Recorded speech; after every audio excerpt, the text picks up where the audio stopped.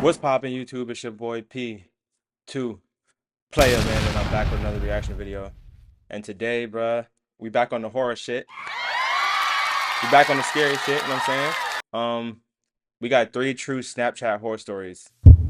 Hey, that social media shit get a little creepy, I ain't gonna lie, so we finna see what this shit talking about.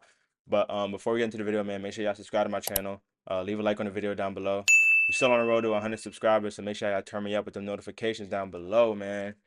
And without further ado, man, let's get it. Let's go. Get y'all popcorn, get y'all drinks. You know what I'm saying? Tune in. You know what I'm saying? If you need a little blanket cover you, you know what I'm saying? You know how them little kids get scared and they put a blanket over them. If you need that, go grab that. You know what I'm saying? But yeah, let's get it. Let's go. We've exiled him now. He will never be allowed back. Not after it. It was extremely late at night. My parents were out, and I was left alone in the house. For the past couple of weeks, my uncle had been staying around for the winter holiday. My parents quite liked him because they found him funny, but I despised him. Every day, he would always give me this horrid stare. It started off in the direction of my face, but the longer he stared, the further. Oh, it looked like your uncle trying to hit. Yeah, no, it looked like your uncle trying to crush. Nasty ass nigga. Keep it in the family ass nigga, bro. That's nasty as shit. Ugh. I ain't gonna lie, I know I really do know some girls like that be like, bro, there's really some sickos out here and families that really would try some shit with like a cousin or a niece or a like it's weird as fuck. I don't know how these niggas do that. Like that shit is so weird, bro. People like that, bro, they need to get locked up. No bullshit. Down my body, he would look disgusting. Predators, bro. When I had tried to tell my parents about it, they simply laughed and said, he's probably just joking or something. Joking? Oh yeah, your parents don't give a shit about you, baby. I ain't gonna lie. Your parents do not care. No bullshit. He's probably joking. Yo, what? The award for worst parents of the year goes to these two right here. Without a doubt. He left one morning without anyone seeing him go. He left a message saying he had to rush out somewhere. I can't recall where. As I was lying in bed, watching Netflix, I shivered, even thinking about him. Suddenly, a notification rang out from my phone. I grabbed it. It was a Snap ad request. Immediately, I was distracted as I hit accept and waited for the guy who had added me to respond. Hey, X, the message read. I giggled and replied, Hey, XX. There was a pause for a moment as his Bitmoji waited on the screen, staring at me. Yo, I hate that shit. Oh my god, bro. Oh my god, I be hating that shit. That shit be weird, bro. Y'all ever use Snap and you text someone, but they don't respond right away, but you see that they're seeing your message? I'm like, nigga, what are you doing? Bro, I'm like, why are you just looking at my message? That should be giving me, like, that should be throwing me off. No bullshit. I typed, You look really sexy. Oh. Oh yeah, he trying to crush. The fuck? Nigga said you look really sexy. Oh, that's the first message you sending? Hey, chill out, bruh. I gasped. I was a little surprised, to say the least, until I thought about the fact this guy hadn't seen me. I hadn't even sent a snap yet. Right. Thanks, haha. How do you know? He didn't reply. His Bitmoji vanished, and I was left sat in chat, alone. I put the phone down, and for a moment, I thought it was just another guy wanting to play with my feelings, like always. My eyebrows lifted as another snap came through. It was from him again, though this time it was a snap. Excitedly, Oh, like I a opened video? it. My entire stomach fell flat with dread. I was looking at a picture of him. Oh no! No no no no no! Oh, fuck no! Oh hell! Nah. This nigga got a picture of you? Oh yeah, nah. Nah. Ain't no way, bruh. Oh hell no. Imagine getting that shit, bro. Man, what? I'll be dumb shook. In bed, staring at my phone. I couldn't move. The flash came from my wardrobe. Who's there? No reply. Dad? Mom? The wardrobe door slowly began to creak open. Nah. I saw the glint of a face emerging. Yo! Oh, fuck no. Oh my God. Bro, what? Man, that's why you gotta keep some shit on you, bro. No matter what, cause you never know when someone going like, bro, you in my closet? Man, I would have whacked that. Man, what? Oh my God, bro. Like, bro, this the uncle? Oh, nah. Hell no. Darkness. My uncle stared at me. His mouth widened into a thick and revolting grin. Ew. Hello, Jane. Carefully, he crawled out of the wardrobe, stretching as he placed each foot one by one onto the floor. He let the phone drop to the floor. I've been so patient. I stared at him, my eyes filled with terror. I quivered and shrank back, slinking to the other side of the bed as I tried to distance myself from him. Under the covers, I held my phone. I began recording a voice message. Okay. That's smart. You're That's a smart. creep. He cackled and shifted about in place. Oh, how excited you make me. How excited you've always made me. His laugh. See, and I can tell you right now, he's probably one of them weird niggas that get no coochie. I already know what his problem is. He probably ain't get no coochie. That's probably what it is. I ain't gonna lie. He probably ain't get no coochie. He don't get no girls, no bitches like him. You know what I'm saying? He probably one of those. So then he just averted to the evil way of doing things. That's sad as hell, bro. Man, go ahead and get you some courage or something. Like, you know what I'm saying? You over here praying on your own man, hell Came no. to an abrupt halt as his face dropped in its expression. Ew! He looked at me. He ugly as shit. Oh nah. Nigga look like he finna eat you alive. Ew. Hungrily. I felt tears begin to well in my eyes as I reached the end of the bed. I had to stand up. As I left the safety net of my covers, I swept back until my spine touched the wall. He smirked. Why don't you scream? Where do you go now, Jane? He began reaching into his pocket. Don't! I shrieked. He ignored me and continued to stare as he inched towards the bed.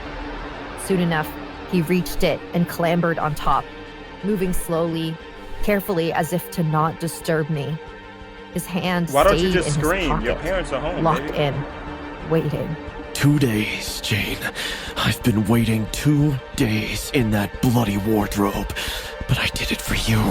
Can't you see that? My skin rippled with fear as I imagined him watching me sleep those 2 nights, watching me change. Vile. Get away!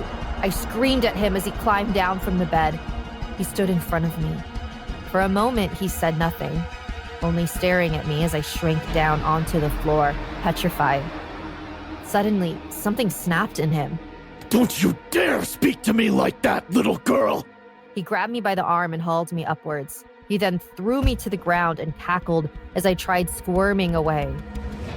He loved it. I almost made it to my feet when he stomped on my back, pushing me down against the floor. Now, Jane, let me show you why you should have stayed silent. Wretched little... The noise of the door opening downstairs cut him off.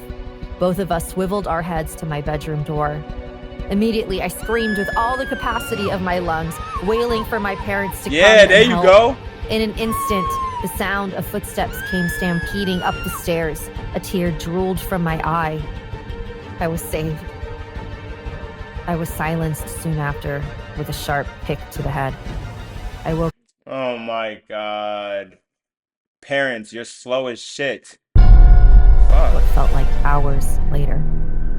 My parents had asked me what had happened, why I was lying on the floor unconscious, and why the window had a gaping hole in it.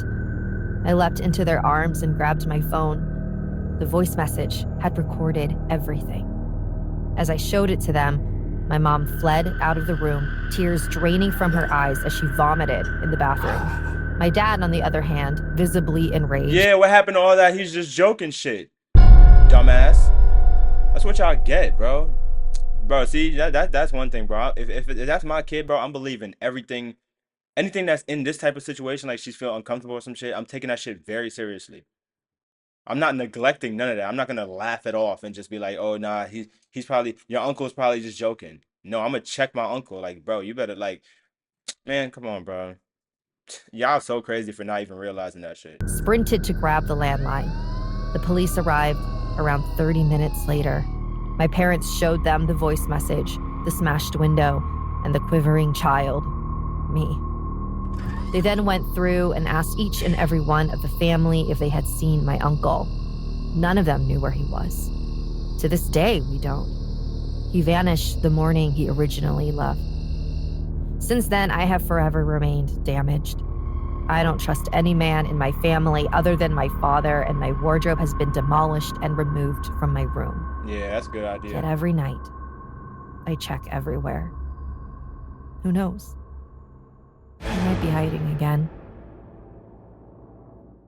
Fuck no. Before starting the story, I would suggest you guys to go subscribe. That shit crazy. I was bored.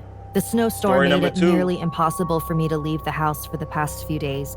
And while I had food and mostly everything that I needed, I was at my wit's end. I desperately wanted to do something. Being a psychiatrist, I was used to my brain constantly being busy. From one appointment to the other, I rarely had time to chill or even to close my eyes for a second. And that was how I liked things. I could have called my patients, perhaps, but most had decided to opt out of therapy for the holidays. They felt better with their families, which rendered me practically useless. I hated that. And so I decided to try to make myself helpful and not bored somehow. I hadn't touched Snapchat in years, so I'm not entirely I don't sure even what use caused me to Snapchat. download it and not something else, but yeah, it didn't really matter in the long run. I took a few photos and even a video or two of myself grinning at the camera. I was very good at that, pretending to be happy. So, since I have nothing better to do, Pretending to be happy. Nah, that's the moral of social media, bro. That shit is so not real at all, bro. Like, social media is not real at all, gang. Like, if y'all could take a message from this video, bro, please don't believe all the shit you see on social media.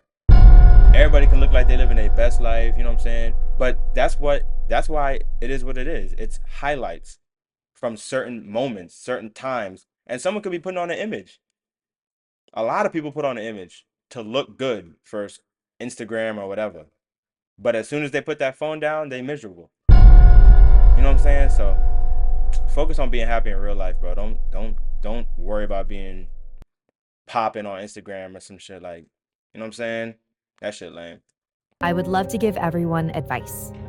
I ended my monologue with a wave and rolled onto my stomach, waiting for the DMs to pour in. See, I've always been attractive, which made it fairly easy to find friends Yeah, like pop your this shit, yeah. when I was at my lowest and needed someone to care for, perhaps. Still, it was mostly good fun. I just wanted to help people who were struggling during the winter months. Within seconds, my phone pinged. Hi, sorry, but I need someone to listen to me. Can I call you? Fuck no. Nope. Sorry. I'm the wrong guy to ask that to. Nope. You need someone to talk to? Oh, nigga, they got plenty of AI apps that you can rant to and they'll respond to you. You can hit up one of those. But talk to me? Oh, no. Oh, no. Now you can't talk to me. Sorry. I knew nothing about this, Elias, and, well, yeah, and you don't even know him. Weird. Yeah, why the fuck why do you want my opinion? You don't even know me. Yeah, no, you don't even know to the me. calling phase so quickly, but still, I did want to help. Oh my God. Yo, y'all are like too caring. Like, you guys are too nice.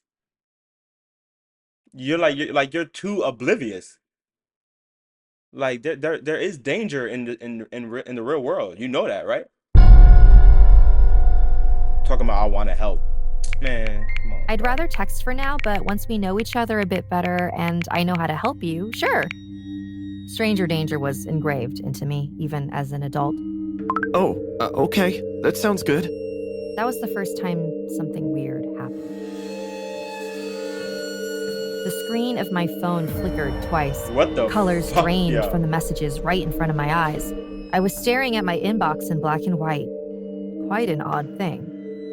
What the? Is this a new filter or am I going mad? Within seconds, everything went back to normal. I have a secret, Vicky. Huh? How did he guess my nickname? I mean, it wasn't impossible, per se, but still. Would it help you to share it with a stranger? Maybe, but I need to make sure that I can trust you. Okay, that was somewhat specific, but nothing new. I was prepared to tell him an embarrassing, somewhat exaggerated secret of mine, but the screen flickered again.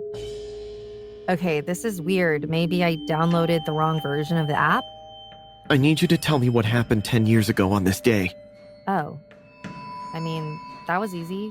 I was in high school, probably getting ready for prom. I didn't remember exactly what I must have been doing, of course, but still. Nigga, who asked that? You don't think that's weird, shorty? I need you to tell me what happened 10 years ago on this very day. Who asked that? Who's really asking that? Bro. I was in high school like most other teens my age, probably out shopping. Yes? That's enough information for me. Okay, that was a bit odd. I tried to rack my brain, but nothing in particular came up. Maybe this Elias was an old friend who found me and decided to pull a prank on me? I mean, it wasn't that hard to find me, I guess. I was all over social media with my other accounts, so. Are you sure? Yep. Okay. But how can I trust you if you're not willing to tell me everything about you? The word everything was glitching in and out of the text. I swallowed hard. Something really was weird. Sorry, but I can't help you then. I need to go now. Bye. I made a new account, thinking that maybe something was just off with my current one. Maybe it was weird kids playing a prank on me or something. No matter what I tried to post, there was a strange filter stuck on my face. It said liar with skulls around it. What? Okay. Maybe some people don't realize that Halloween has been over for months now? Vicky! I threw my phone on the ground, frightened. A distorted voice, quiet but almost familiar, came from my phone. Where had I heard Oh, fuck no. Hold on, y'all. I'll be right back. Hold on. Alright, I'm back, y'all. My bad. Let's get back to it. it before? Wait. Elias? You remembered me? Good. I'm glad. What? But no, that can't be. I quivered in my seat. I knew there was no way, and yet I want you to write a post about how much you hate everyone. Embarrass yourself in front of all your friends. Excuse me? Oh, he blackmailed. Now, I will tell everyone what happened 10 years ago. You do remember, don't you? Memories rushed to me. Ones of laughter, snow, and pain. Was it really 10 years ago? We were kids, Elias. We didn't mean it. And yet I did everything he told me. He told me to take pictures with my old stuffed toys, pretending to be a kid. I did it. My online friends asked me if I was all right. I told them that I was just feeling a bit homesick. He told me to feign a fit and curse out the pizza delivery guy in our town. Rumors spread across the internet about the rude chick who shouted at the poor guy who was just trying to do his job. Elias would ask, You lucky he didn't chin check you. Yeah, no, you lucky he was a good guy as a pizza deliverer. Cause if it was a savage, he could have just knocked you out. Who the hell are you talking to? Word. do something, and I would do it. I had no choice. I begged him to just let me go. I tried to convince him that it was time for his soul to rest. But when I said that, my phone overheated, burning my hand. It was all just a game to him, and yet I did everything. You won't tell anyone, right? Please, you know that I didn't mean it.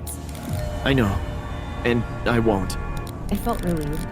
I knew that what I'd done 10 years ago was wrong, but I didn't want anyone else to know. It was a prank anyway. It wasn't my fault that Elias... But you will. I can't believe I'm doing this, but it's been over 10 years.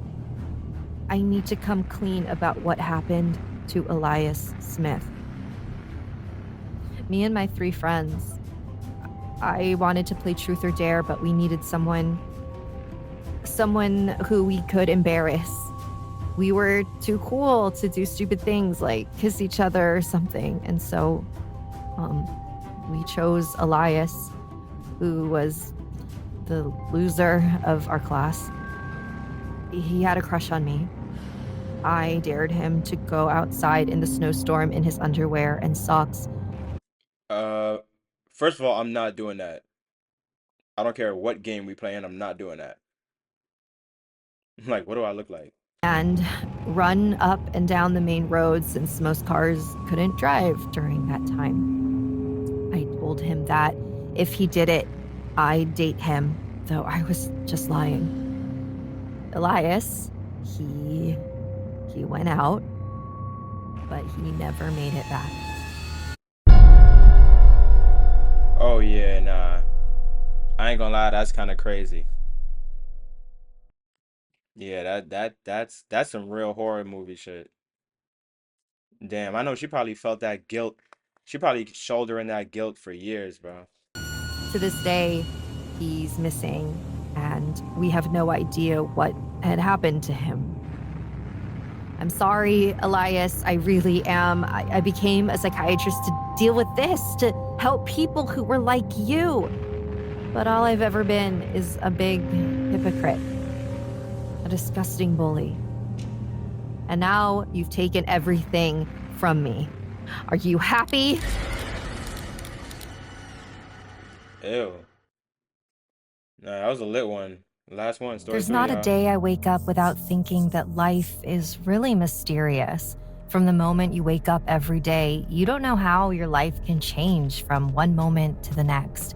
You don't know if something special will happen to you, if your life will take a turn, or if it will be just another normal, boring day. Another thing you don't know either is if it will be the worst day of your life. That day, the worst day of my life, caught me totally off guard. And believe it or not, it started with a simple Snapchat message. It all started during a normal weekday night. My husband, Ethan, is a doctor and usually works night hours, so I tend to spend my nights alone. At first, I was quite worried about it, but over time, I got used to it and just went on with my She looked life. mad nonchalant. I admit that I even benefited from this, since being a writer, I had the whole house to myself and I could concentrate more easily. That night, I was gonna take it easy. I was just gonna eat, go to sleep, as I was very tired and wanted to see my husband in the morning. After dinner, I was about to go take a shower when a Snapchat message caught my attention. When I saw the message, it was from an unknown person. And that should be the flag right there to not interact with it. Unknown person. Why are you even like...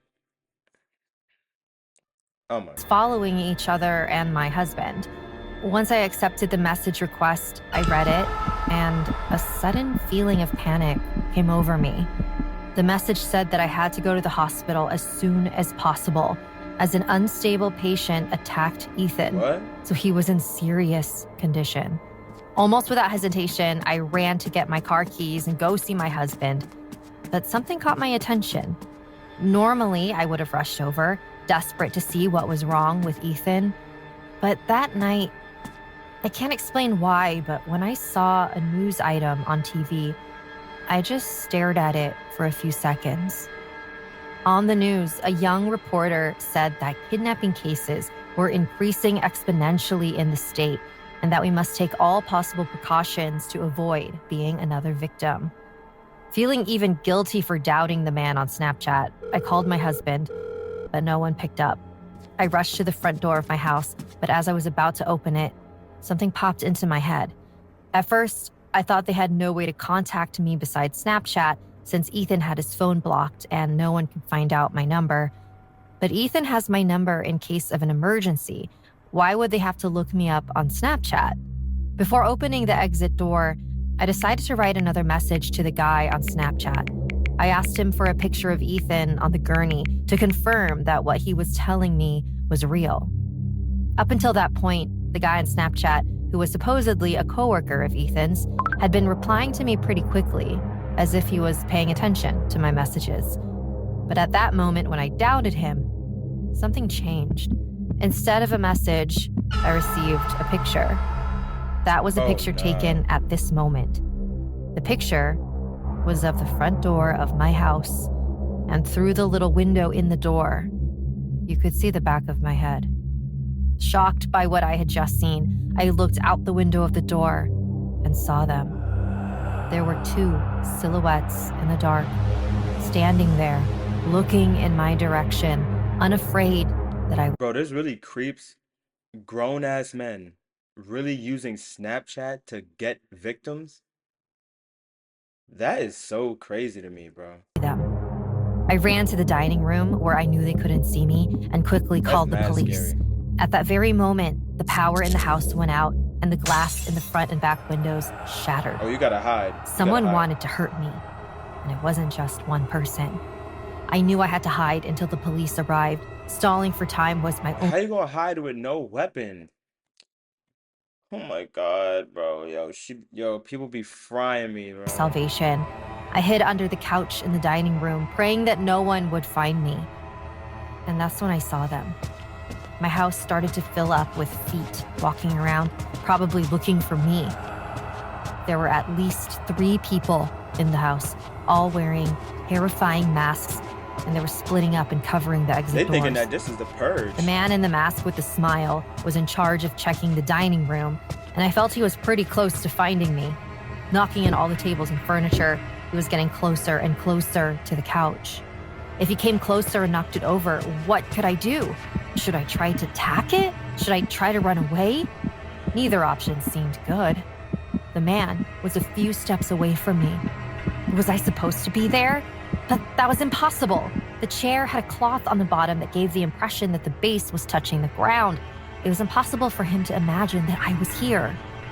Once the man was next to the chair, his feet were almost touching my hands. I held my breath as long as I could. You better. I froze in fear and my body went numb to the possibility of being caught. Where were the police? What was taking them so long? You know they're not I showing couldn't up hold on back time. a second longer. I couldn't control the tears coming out of my eyes, and I had to cover my mouth to keep from making noise. Everyone thinks I could handle a situation like this, but no one knows what it feels like to have something like this actually happen to you. True. I wanted to scream, to run, cry. I was panicking next to a man who was looking for me to do who knows what to me. Suddenly, I felt an impact on the couch. Had I been discovered? No, the impact was different. The man who was looking for me kicked it in frustration. She's not here either. I searched the whole dining room. We should leave. I think she's called the police. I made it. They weren't finding me. I breathed a sigh of relief Oh, as the you man lit. sat on the couch above me. I closed my eyes, waiting for them to leave. As they said, the police would be here any minute. The man above cut the call short, and I heard him begin to type a message.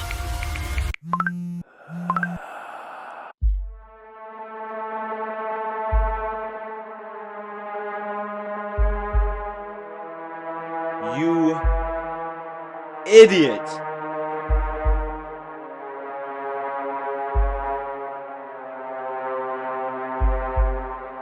Wow. All you had to do was put your phone on D&D. Wow. You just had to have the ring on. Oh my God. You heard the vibration and he's right on top of you. It's over.